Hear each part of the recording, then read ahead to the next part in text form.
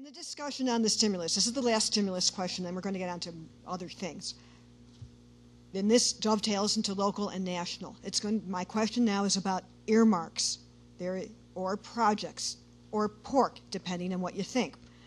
I'd like to know if you think that earmarks should exist at this point, or if that's just a bad way of doing business in Congress. And how about Sarah Feigenholtz? What's your position on that? Lynn, on earmarks? It's a great question, and I think that in a perfect world in government, if agencies and governments work the way they should, specific projects and the people who are championing them would have an opportunity to go to an agency and obtain resources to realize a project to fruition and completion.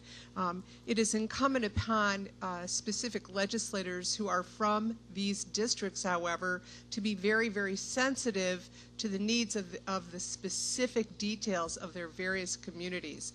I think ultimately, if elected to Congress, I would try and do it in a broad way and try to attempt to bring the resources home to my community. But at the end of the day, it's about getting things done and bringing it home for your community. That is my track record in the community that I've represented for the last 14 years. Thank you. Mr. Thompson, your position on earmarks.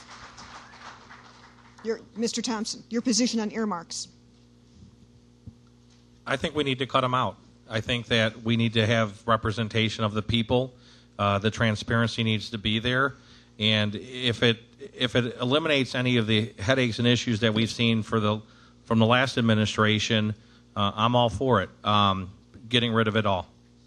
So here's the question I have, and let's see. I'm going to ask Mr. Quigley. If the only way, one of the things that former Congressman Emanuel did, he posted his earmark requests. If the Children's Memorial Hospital Critical Sciences Initiative needed money, and the only way you could get it was an earmark, is that what you would do or not? Look, we can talk theory all we want here, but in the end, you have to help your constituents. You're elected by a district, and your whole purpose is to do what's best for your country, but to represent that district in Washington, D.C., and let them know what the issues are there and what needs to get done. It's not just that hospital. We have had a school here, a university that was flooded with that huge rain we had. They need help. We need specific help, and only an elected official who knows the district best can advocate. There's a big difference between advocating for your district on specific needs and wasteful earmarks that are like a bridge to nowhere, and it's the individual responsibility to move in that direction. Okay, so Mr. Fritchie, the Old Town, there is an earmark request for the Old Town School of Folk Music for $500,000. Is that a good earmark, or something people might want to think about in the future? It would depend on the specific use. Let me point out, I don't need a law to tell me to post my earmarks, my member initiatives. I've put them up on my blog and my website for years now. Mike's right. Responsible legislators have responsible appropriations. Over the last years, I've put money into almost every park in my district. I put money into almost every school in my district. I put money into the Sulzer Library. I put money into DePaul. I put money into the Old Town School of Folk Music. If you want to call those pork, that's pork that I'll defend every day. Okay, Mr. Whalen and Mr. Gagan, and who else? Starting with Whalen, since this is an important issue and I think it has a lot of local impact, we'll just go from Whalen down to Nunzio, and if you have something to say it quickly. Okay, I think we have to be honest about this. If I come back in 2 years and I've given you $500,000 for the School of Folk Music, and you need to ask me a question, which is, how did you get it done? If I arrive as the least senior person in the federal government and manage to get $500,000 for the School of Folk Music, it's not because I gave a great speech on the floor of the House and everyone started clapping and said, give the man $500,000. It's because I've probably cut a deal in which the other 434 members have also gotten $500,000 worth of pork, in which case you're paying for it anyway. So I think we have to understand that that is probably best served at local government. Figure out what your local needs are and fund them there, and give up on the illusion that you're getting a great deal if you bring something back from Washington, when the only possible way it's going to get done is if you traded earmarks and you end up paying for schools of folk music in every other state anyway. Okay. So, okay, it's yes. On the issue of earmarks, in this democracy, we have, it's easy to say we're against earmarks and pork, calling them pork, but in a democracy, we have such a thing as called the commons. There are things that we can do together that we can't fund if we, as individual communities, are needing to fund those things. That's what ultimately these earmarks are about.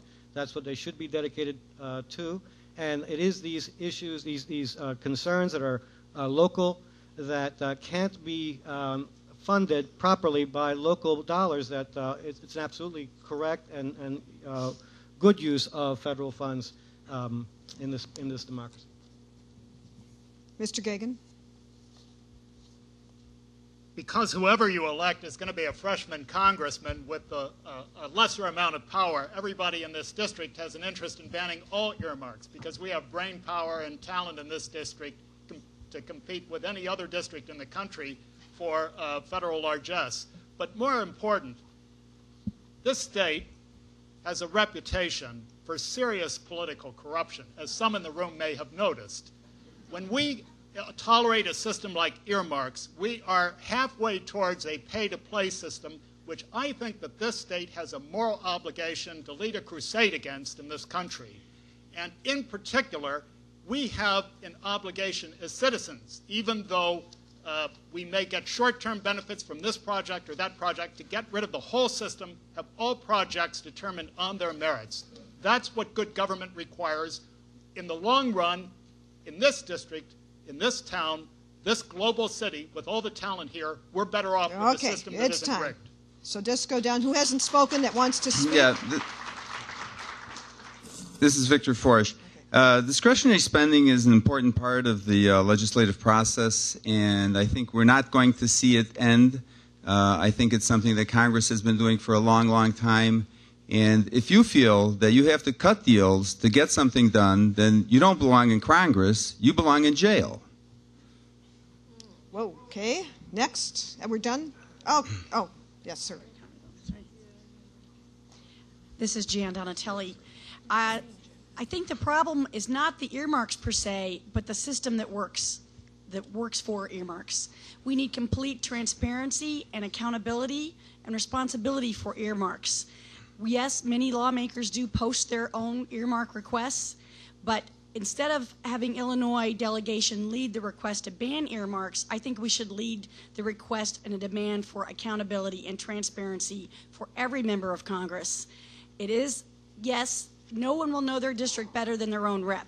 Discretionary income and funding is a great way to be able to get, for example, we heard a big stink during the presidential campaign about the new telescope for the Adler Planetarium. $1 million. Right. But that was presented as some, sleazy telescope, odd project out in the middle of nowhere. It was the Adler Planetarium.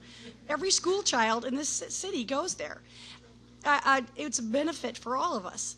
So I think we should lead the charge for transparency and accountability. There we go. And the last, Paul, and Mr. Nunzi. Okay, two more. So I disagree with how earmarks are the process of earmarks in Congress right now, but I am 100% in favor for bringing the federal government's resources to the 5th District where they're needed.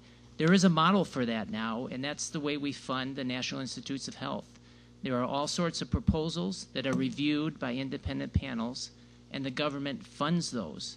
So we need to have a system regionally based where each region can propose all the proposals that they want, and then based on their merits and the level of funding available at that time, they're doled out to the individual districts. Okay, Mr. Nunzio, and then we're going to move on. Yeah, quite honestly, Congress and making deals and such, I mean, the reality is there's a lot of different ways that we can approach earmarks. And again, as some of the panel here and other candidates had suggested, it truly is it should be looked at on a more transparent basis. There shouldn't be any type of a negotiation on if you get the $500,000 for your particular music system, I'll get the $500,000 from mine. We really do need some major reforms, and quite honestly, unless we as a nation demand that, we're just going to do government as usual. Okay, and that's why I'm running. Thank you. Now, I'm going to